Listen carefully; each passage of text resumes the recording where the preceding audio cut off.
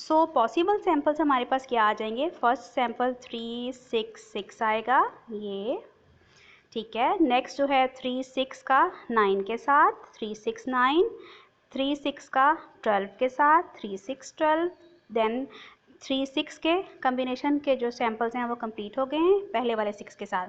अब दूसरे वाले 6 के साथ 3 6 9 एंड 3 6 12, 3 6 9 एंड 3 6 ये फोर्थ और फिफ्थ, 3 6 9 एंड 3 6 12, देन 3 का अब 6 वाले ख़त्म हो गए, 9 के साथ है तो 3 9 का 3 9 12, 3 9 12, तो 3 के जितने भी थे वो अब ख़त्म हो चुके हैं। अब हमारे स्टार्ट होंगे कहाँ से, 6 से। 6 का पहला 6 6 6 6 के कितने बनेंगे 2, क्योंकि 6 6 के आगे कौन कौन रह गए हैं 9 और 12, तो 6 6 का एक कम्बिनेशन 9 के साथ और एक कम्बिनेशन 12 के साथ।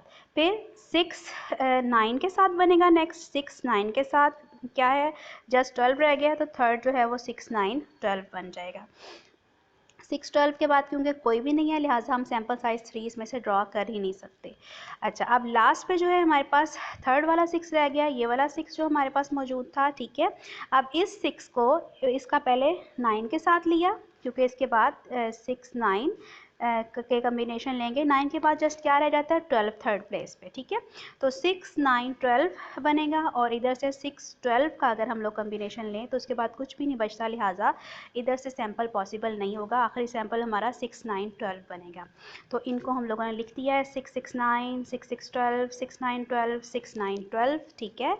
तो इसके बाद जो है बिल्कुल वही स्टेप्स जो कि हम लोग पहले से करते आ रहे हैं वही दोबारा स्टार्ट हो जाएंगे।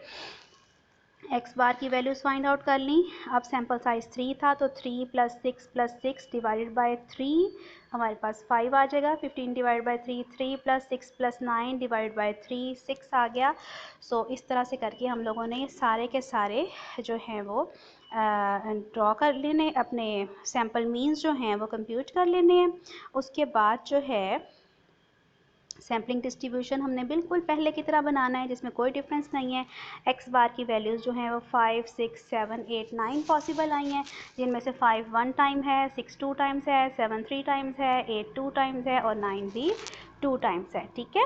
अब और टोटल जो है ये सैम्पल्स कितने हैं 10 हैं। प्रोबेबिलिटी ऑफ एक्स बार के लिए हम एफ़ वाले कॉलम को टोटल फ्रीक्वेंसी से 10 से डिवाइड करते जाएंगे, तो हमारे पास प्रोबेबिलिटी ऑफ एक्स बार का कॉलम बन गया। Next probability X bar into probability of X bar का column, next X bar square into probability of X bar का कॉलम आ गया हमारे पास, जिनके थ्रू हम लोगों ने म्यू एक्स बार कंप्यूट किया और सिग्मा स्क्वायर एक्स बार जो है उसको पहले वाले फार्मूलाज में हम लोगों ने पुट इन करके फाइंड आउट कर लिया है। तो सिग्मा स्क्वायर एक्स बार की वैल्यू 1.56 आई है, जबकि म्यू एक्स बार की वैल्यू 7.2 आई है। अब ये हमारा स्टेप 3 था। अब हम लोग चलेंगे अपने लास्ट स्टेप यानी कि वेरिफिकेशन की तरफ, और वेरिफिकेशन में हमारे पास क्या आएगा, वेरिफिकेशन में पहले हमने वेरीफाई करना है कि mean of the sampling distribution of means is equals to the population mean. So जिससे हम लोगों ने देखा कि पॉपुलेशन मीन भी 7.2 था और सैम्पलिंग डिस्ट्रीब्यूशन ऑफ मीन्स का मीन भी 7.2 आया है, लिहाजा हमारी जो फर्स्ट प्रॉपर्टी है वो वेरीफाई हो गई है। सेकेंड प्रॉपर्टी ये है कि सैम्पलिंग डिस्ट्रीब्यूशन ऑफ मीन्स का जो वेरिएंस है, ठीक है, सैम्पलिंग डिस्ट्रीब्यूशन ऑफ मीन्स का वेरिएंस जिसको हम सिग्मा स्क्वायर एक्स बार से डिनोट करते हैं, वो किसके इक्वल आएगा, population variance divided by N, यानी कि sigma square divided by sample size N into population size minus sample size over population size -1, ठीक है।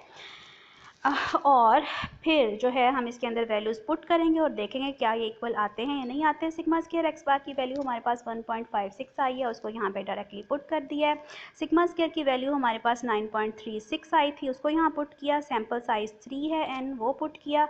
पॉपुलेशन साइज़ 5 3 ओवर 5 -1, इनको जब हम लोगों ने ये इससे हमारे पास 3.12 आ गया और यहाँ से 2/4 आया। इनको जब हम लोगों ने सॉल्व किया तो हमारे पास ये राइट हैंड साइड है वो भी किसके इक्वल आ गया है, 1.56 के इक्वल आ गया है, ठीक है।